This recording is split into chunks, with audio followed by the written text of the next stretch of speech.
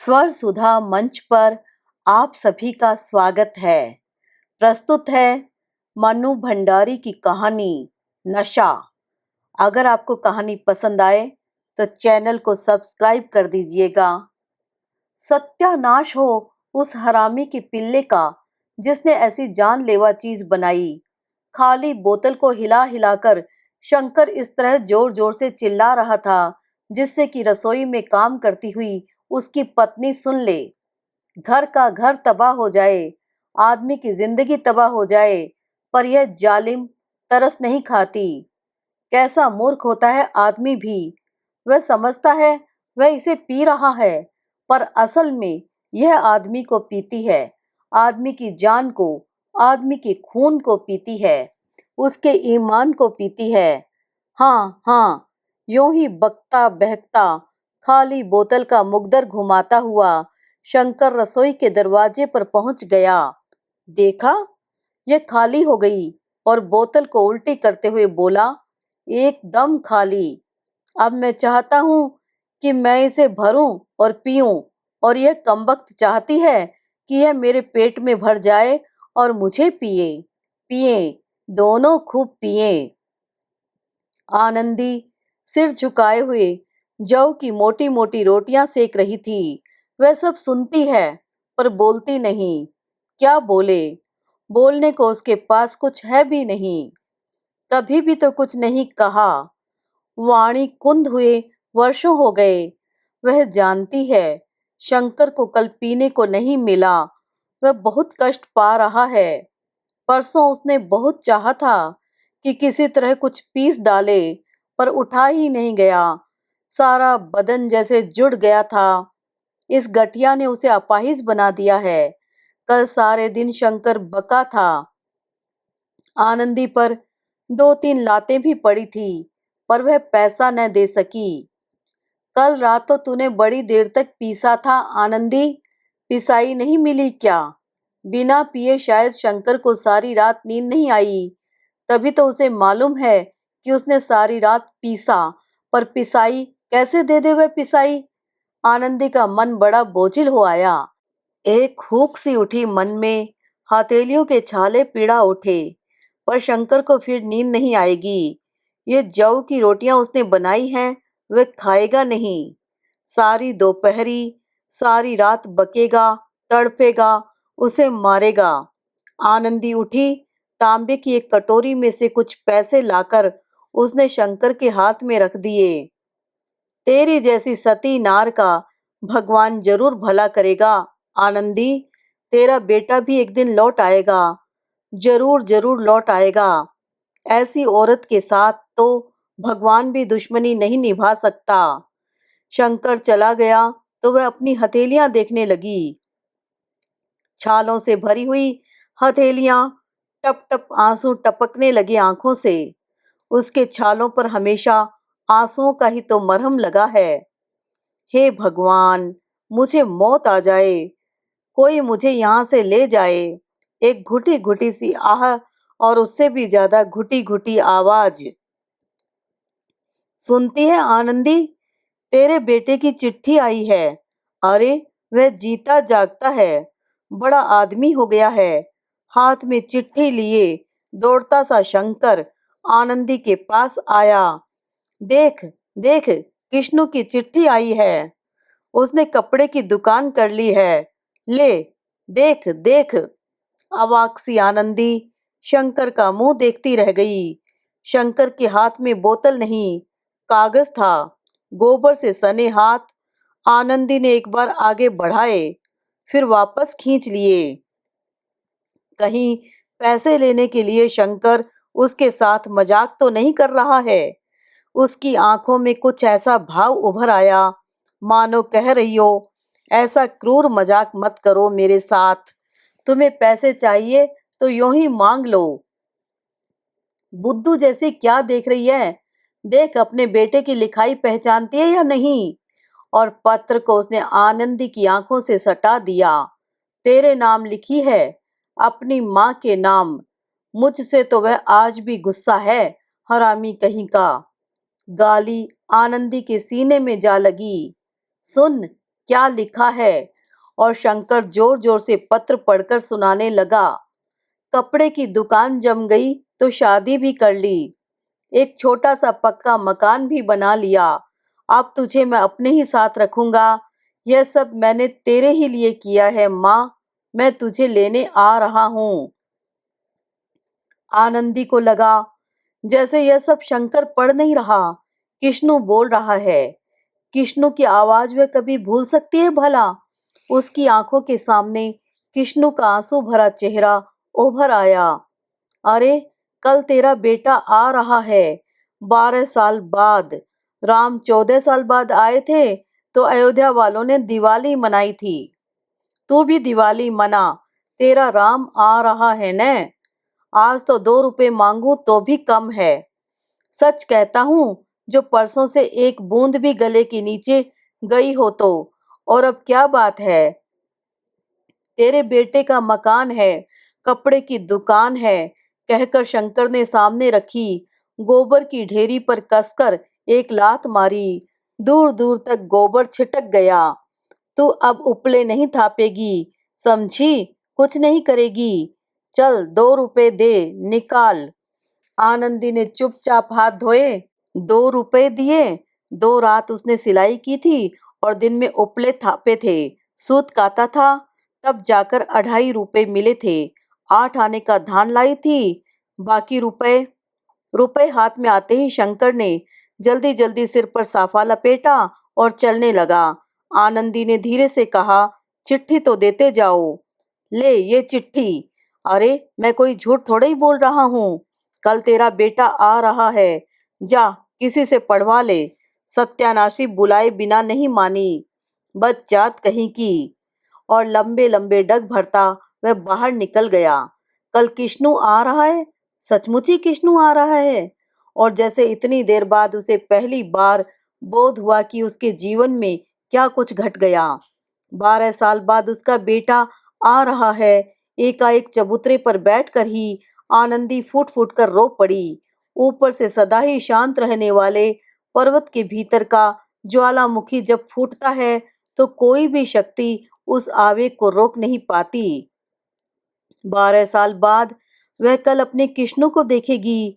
उसका बेटा, उसका खोया हुआ बेटा वापस आ रहा है। शंकर आज के दिन भी शराब पीने गया। क्यों नहीं वह सारे मोहल्ले में दौड़ता फिरा? क्यों नहीं उसने घर घर जाकर खबर दी कि किष्णु आ रहा है? क्यों नहीं उसके पास बैठकर उसने बात की कि किष्णु के आने की तैयारी में क्या क्या किया जाए? तैयारी? उसकी आंखों के सामने तांबे की खाली कटोरी घूम गई।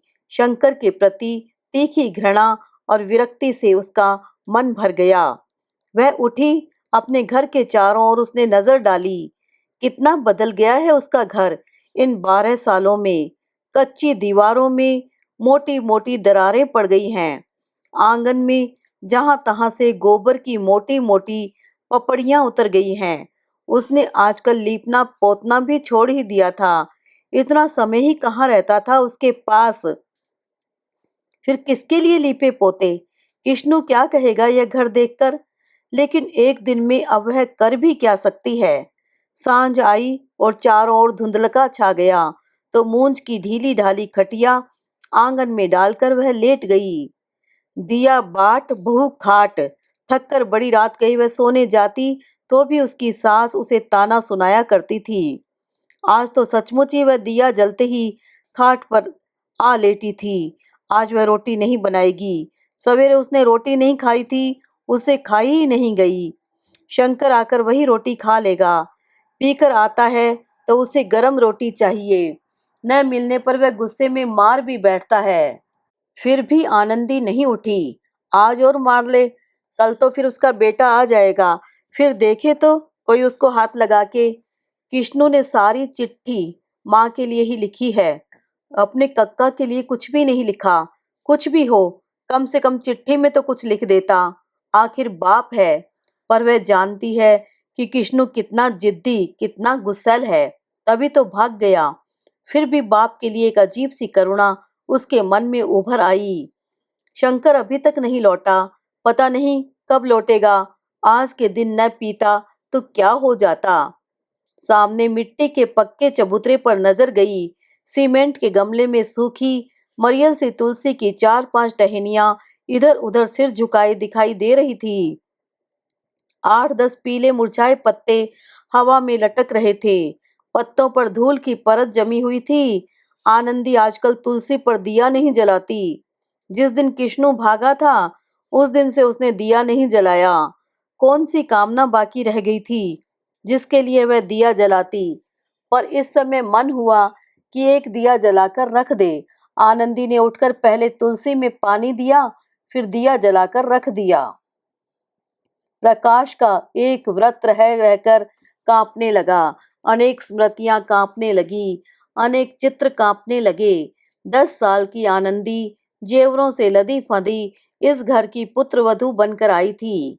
उसकी सास ने उससे चबूतरे पर दिया जलवाया था और कहा था कि अपने सुहाग की मनौती मांग लेना बहू, रोज इस पर दिया जलाना। घर की यह तुलसी कल्पतरु है। सुहाग का वह तब अर्थ भी नहीं जानती थी, फिर भी उसने अपने सुहाग की कुशलता की कामना की थी। रोज दिया जलाने का संकल्प किया था। बहू का नयापन 2 ही दिन में उतर गया था और उसे पता लग गया था कि इस घर, इन जेवरों और गायों भैंसों के बीच जो कुछ है वह बहुत ही कष्टकर है। उसे पल पल में रोना आने लगा। माँ, कक्का, दद्दा आदि याद आते। वह छिप छिप कर बिसुरती। सास देख लेती तो ऐसे नोचती कि मांस निकल आता। किसी काम में कसर रह जाती तो सास ऐसे लतियाती कि वह औंधे मुंह गिरकर तड़फड़ाने लगती। उसकी बोली बंद हो गई। बस आंसू बहते रहते और आंसू बहाते बहाते एक दिन उसे एक नया ज्ञान हुआ कि यह सास उसके जीवन की कर्णधार नहीं, शंकर उसके जीवन का कर्णधार है। और तब वह उस दिन की राह में समय काटने लगी जब उसका असली कर्णधार उसका भार संभालेगा। वह दिन तो जल्दी ही आ गया, पर कर्णधार भार संभालने के बजाय भार बन गया। ऐसा भार जिसे ढोने के लिए उसे अपने कंधे बड़े कमजोर लगे। शंकर घर का इकलौता लड़का था। पिता थे नहीं। माँ के पास बेटे के अवगुण देखने वाली आंखें नहीं थी। उसे सही रास्ते पर लगाने वाला कोई अंकुश नहीं था। उसे पीने की जो लत पड़ी तो घर का धन ही नहीं गया, आनंदी की किस्मत और बच्चों का भविष्य भी चला गया। माँ के मरने के बाद शंकर बिल्कुल बिल्ला ही हो गया। 2 बच्चे बीमारी में तड़प कर मर गए। बच्चे चले गए, खेत खलियान चले गए, गाय भैंसे चली गई। रह गए शंकर और किश्नू। किश्नू को छाती से लगाए लगाए वह काम करती, न हाथ रुकते न आंसू। शंकर या तो सोता या नशे में उत्पात मचाता। वह मार खाती, किश्नू मार खाता। 14 साल का किश्नू एक दिन तैश में आ गया और बाप पर झपट पड़ा। कक्का, तुमने माँ के हाथ लगाया तो मैं तुम्हारा खून पी जाऊंगा। मैं सच कहता हूँ, तुम्हारा खून पी जाऊंगा। और वह बाप से जूझ गया। मैं तेरे हाथ जोड़ती हूँ किश्नू, तू हट जा। तुझे मेरे सिर की सौगंध है जो तू कक्का पर हाथ उठाए। तू हट जा, किश्नू हट जा। और किश्नू हटा तो ऐसा हटा कि 12 साल तक मुंह नहीं दिखाया। आनंदी शंकर के पैरों पर गिर गिर कर रोई, बोली मेरे बेटे को ढूंढवा दो, मैं उसे लेकर कहीं चली जाऊंगी। उसके बिना मुझसे जिंदा नहीं रहा जाएगा। मैं तुम्हें जिंदगी भर पीने को दूंगी, अपना हाथ गला गला कर पीने को दूंगी। तुम मेरे किश्नू को ढूंढ दो। पर न शंकर ने किश्नू को ढूंढा, न आनंदी मरी। हाँ, हाथ गला गला कर वह पिलाती रही और शंकर पीता रहा। माँ, मेरा बटुआ रख लेना जरा। बटुआ थमाकर धोती कंधे पर डालकर किश्नू नहाने चला गया। आनंदी का मन हुआ था कह दे मेरे पास बटुआ मत रख किश्नू, नहीं तो, पर उसे कुछ भी नहीं कहा गया था। किश्नू घर से अभी निकला भी नहीं था कि शंकर सामने खड़ा था। निकाल रुपए। तू सोचती है सारी कमाई तू अकेली ही हड़प लेगी? बेटे का पैसा अकेले अकेले न पचेगा। वह मेरा भी बेटा है। निकाल। कांपते हाथ से आनंदी ने 2 रुपए निकाल कर दे दिए। अंदर कितने रुपए हैं उसने झांक कर भी नहीं देखा। वह किष्णु से कह देगी कि उसी ने रुपए निकाले हैं, उसे जरूरत थी। लेकिन शंकर को क्या कभी समझ नहीं आएगी? वह पीकर आएगा, वैसे ही बकेगा झकेगा। क्या सोचेगा किष्णु? अभी तक किष्णु ने नहीं पूछा था कि कक्का अब भी पीते हैं या छोड़ दी। क्या पूछे, पीने वालों की सूरत ही बता देती है। पर क्या आज ही वह सब नाटक फिर होना था? क्यों उसने रुपए दिए? उसे अपने पर ही क्रोध आने लगा। मना कर देती तो क्या कर लेता? अब उसे डर ही किस बात का है? उसका कमाऊ बेटा उसे लेने आ गया है। वह अपने को ही कोसने लगी। उसे रुपए नहीं देने थे, क्यों दे दिए उसने रुपए? किष्णु खा पीकर गांव में लोगों से मिलने निकला तो बोला, माँ जरा बटुआ देना। कांपते हाथ से आनंदी ने बटुआ पकड़ा दिया। 2 रुपए की बात गले में आकर भी अटक गई। बिना देखे ही बटुआ जेब में रख किष्णु निकल गया। आनंदी उसे देखती रही। लंबा चौड़ा जवान। कल पड़ी पड़ी वह सोच रही थी कि बेटे को अपनी दुख गाथा सुनाएगी, इतने दिनों का अपना बोझ हल्का करेगी। पर बेटे के सामने तो उसकी जीभ ही जैसे तालू से सट गई। यह किष्णु अब 12 साल पहले वाला किष्णु नहीं रह गया था। वह सोच रही थी कि पहले की तरह ही वह उसकी गोद में सो जाएगा और वह एक एक करके बताएगी कि उसने कितना कुछ सहा। लेकिन सत्यानाश हो उस हरामी के पिल्ले का, जिसने ऐसी जानलेवा चीज बनाई। नशे में धुत लड़खड़ाता शंकर घुसा तो किष्णु अवाक सा उसका मुंह देखता ही रह गया। उसकी आंखों में खून उतर आया। उसने आनंदी की ओर देखा। आनंदी की अपराधी नजरें झुक गई। क्या क्या लाड़ लड़ रहा है माँ से। अरे अपने बाप को भी तो कुछ दे। जो कुछ देना है इधर दे, इधर। मैं तेरा बाप हूँ साले। लड़खड़ाता हुआ शंकर भीतर चला गया। यह पैसा कहाँ से लाते हैं? आनंदी चुप। मैं पूछता हूँ, यह पैसा कहाँ से लाते हैं? आनंदी की आंखों से टप टप आंसू बहने लगे। तू देती है? तू पीने को देती है? क्यों? क्यों देती है तू उसे पैसा? क्यों तू अपने पैरों में कुल्हाड़ी मार रही है माँ? सिसकियां दबी दबी, घुटी घुटी सिसकियां। मैं सोच रहा था कि पैसा नहीं रहा होगा तो कक्का रास्ते पर आ गया होगा, पर अभी भी वही हाल है। पिछले 12 सालों से यूं ही तू इस निखट्टू को पिला रही है न? मुझे यहाँ से ले चल किष्णु, यहाँ से ले चल। मैं अब एक दिन भी इस घर में रहना नहीं चाहती।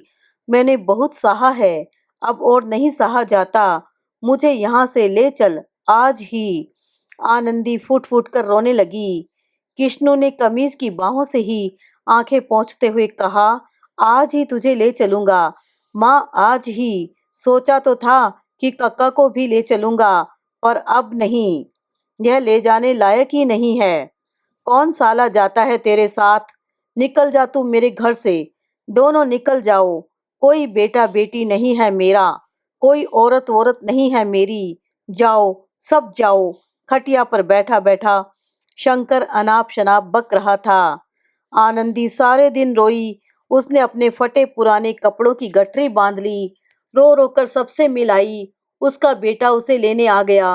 वह जा रही है, अब कभी इस घर में नहीं आएगी। पिछले 40 साल उसने इसमें काटे हैं। इस घर को और घर वाले को अपना खून पिलाया है। रो रो कर उसने कामना की है कि हे भगवान, किसी तरह मेरा बेटा लौटा दे। अपने बेटे को लेकर मैं कहीं चली जाऊं। आज वह दिन आ गया। फिर भी आनंदी रो ही रही है। शाम को शंकर आया तो नशे में धुत कपड़े की बंधी गठरी को लात से एक और उछालता हुआ बोला, मैं एक एक का खून पी जाऊंगा। देखूं कौन माई का लाल ले जाता है मेरी जोरू को। और उसने आनंदी को बड़ी बेरहमी से पीटना शुरू कर दिया। एक भरपूर लात पेट में पड़ी तो आनंदी को गश सा आ गया। कराह कर इतना ही वह कह सकी, बचा बेटे, किष्णु बचा। किष्णु के नथुने फड़क रहे थे और आंखों के डोरे सुर्ख हो उठे थे। एक धक्के में उसने शंकर को दूर पटक दिया और आनंदी को खाट पर डालता हुआ बोला, और दे पैसे, मेहनत मजदूरी कर और पिला इस सांड को। किष्णु आनंदी पर ही बरसने लगा। दर्द से कराहती हुई आनंदी कह रही थी, मुझे यहाँ से ले चल किष्णु। निकलने की बेला आई तो रुलाई का आवेग संभल नहीं रहा था। आसपास की सभी औरतें विदा करने आई थी। ले जा भैया अपनी माँ को, बड़े बड़े दुख सहे हैं बेचारी ने। अरे किष्णु, इस गाय को ले जा शंकर कसाई के घर से।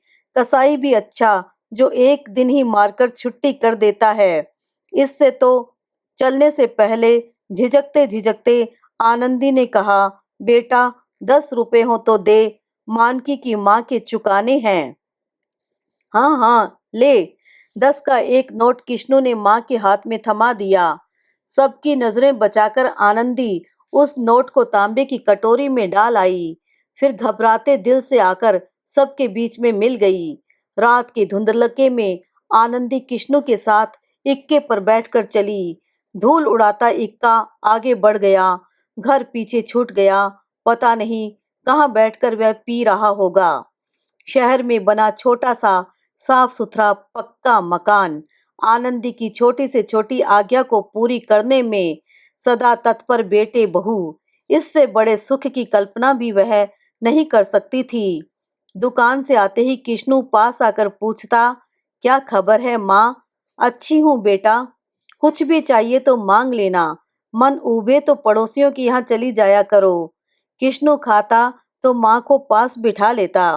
बहू गरम गरम फुल्कियां उतार कर देती जाती। घी महकता रहता। 2 तरकारियां, दाल, चटनी और अनायास ही आनंदी की आंखों में न जाने ऐसा क्या पड़ जाता कि पानी ही पानी बहने लगता। वह बार बार आंखें पोंछती, पर एक चित्र था कि मिटता नहीं, धुंधला नहीं होता, उभर उभर कर आता। रसोई के अंधेरे कोने में अध जली अध पकी सूखी रोटियां, न घी न तरकारी, पानी की घूंट के सहारे जैसे तैसे निगलता हुआ शंकर। देखो अम्मा, एक और रोटी नहीं लेते, एकदम करारी करके लाई हूँ। यह भी कोई खाना हुआ भला? बहू ठनकर शिकायत करती। करारी और गर्म रोटी का कितना शौक है शंकर को। ठंडी रोटी देखकर वह आनंदी को मार बैठता था। कितना तो खा लिया, तुम तो हद कर देती हो। देखो तो माँ, तुम्हारी इस बहू ने कितना मोटा कर दिया है मुझे।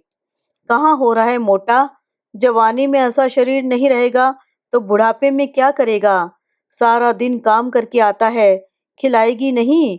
कौन औरत होगी जो अपने सुहाग का ख्याल न रखती होगी, अपने आदमी का? बाकी बातें गले में ही अटक जाती। आज ये क्या हो रहा है माँ?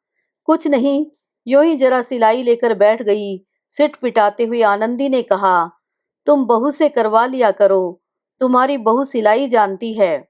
मेरी सिलाई नहीं है बेटा, पड़ोसियों की ले आई हूँ। सारे दिन खाली बैठे बैठे ऊब जाती हूँ न, इसी से। ओहो, यह बात है। भले लोग हैं, चली जाया करो उधर। दिन में चली जाती हूँ। आते जाते किष्णु पूछता ही रहता, माँ कुछ चाहिए तो नहीं? माँ तुम कभी घूमने फिरने भी चली जाया करो। माँ तुम्हारा मन तो लग जाता है न। बहुत दिन में 10 चक्कर लगाती। अम्मा जी, यह खा लीजिए। अम्मा, आज क्या तरकारी बनाऊं? लाओ अम्मा, तुम्हारे सिर में तेल डाल दूं। आजकल आनंदी सारे दिन सिलाई करती है। पड़ोसियों के घर में शादी है, ढेर सारी सिलाई ले आई है। बहू सोचती है, चलो अच्छा है, अम्मा का मन लगा रहता है। अम्मा ने बड़ी लगन से बहू से क्रोशिये की बेल बनाना सीखा। आनंदी की लीची जैसी गिच-गिच आंखें और महीन धागे का फंदा आंखों पर जोर पड़ता है, पर वह छोड़ती नहीं। रात में देर तक आंखें गड़ाए हुए क्रोशिया चलाते देख एक दिन किष्णु बोला, माँ छोटी मोटी सिलाई कर दिया करो, तुम तो बेगार ही लेकर बैठ गई पड़ोसियों की। अब क्या तुम्हारी आंखें ऐसी हैं जो ये सब काम करो? तो आनंदी ने उठाकर रख दिया और बत्ती बुझाकर सो गई। लेकिन आधी रात के करीब जब सब सो गए तो वह फिर उठी, दरवाजा बंद किया और बत्ती जलाकर बुनने बैठ गई। अंगुलियां उसकी जकड़ रही थी, पर वह बुनती रही। धीरे धीरे फंदे में से फंदा निकलता रहा। दूसरे दिन आनंदी को मामूली सी हरारत हो गई। आनंदी बुखार में भी बराबर काम करने की आदी थी, पर किष्णु और बहू ने उसे सुला दिया। किष्णु नाराज भी हुआ। इस तरह सिलाई बुनाई करने की क्या जरूरत थी भला? बैठे बिठाई बुखार बुला लिया। मैं तो अच्छी हूँ, तुम लोगों ने जबरदस्ती मुझे बीमार बना दिया। अच्छा अच्छा, तुम बिस्तर से मत उठो, देखो माँ को उठने मत देना, आऊंगा तो दवा लेता आऊंगा। देवी देवता जैसे हैं उसके बेटे बहू, कितना ख्याल रखते हैं उसका। जाने कौन सा पुण्य किया था उसने जो उसका बुढ़ापा सुधर गया। एक ठंडी सांस उसके कलेजे से निकल गई, संतोष की या विषाद की, वह स्वयं नहीं समझ पाई। विष्णु दवाई लेकर लौटा तो आनंदी तकिए के सहारे बैठी अपनी अकड़ी हुई उंगलियों को देख रही थी। जब तक हाथ चलते रहे कुछ पता नहीं लगा था, पर अब तो जरा सा हिलाने में भी दर्द होता है। विष्णु को देखते ही उसने हाथ चादर के नीचे ढक लिए। क्या खबर है माँ, कैसा है बुखार? और आनंदी के पास बैठकर उसने उसका हाथ खींचकर बाहर निकाला। आनंदी दर्द को पी गई। बुखार तो इस समय नहीं लगता। पत्नी को पुकारते हुए किष्णु बोला, अरे सुनती हो, जरा एक गिलास पानी लाना, अम्मा को दवाई देनी है। और फिर जेब से पुड़िया और शीशी निकालने लगा। तभी पड़ोसियों का 10 साल का लड़का हाथ में कागज का छोटा सा टुकड़ा लिए हुए घुसा। नानी जी, अम्मा ने यह रसीद भेजी है और कहा है कि देख लीजिए, पूरे 20 रुपए पहुंच गए हैं। रटे हुए वाक्य की तरह वह बोला और कागज उसने आनंदी की ओर बढ़ा दिया। रसीद? 20 रुपए?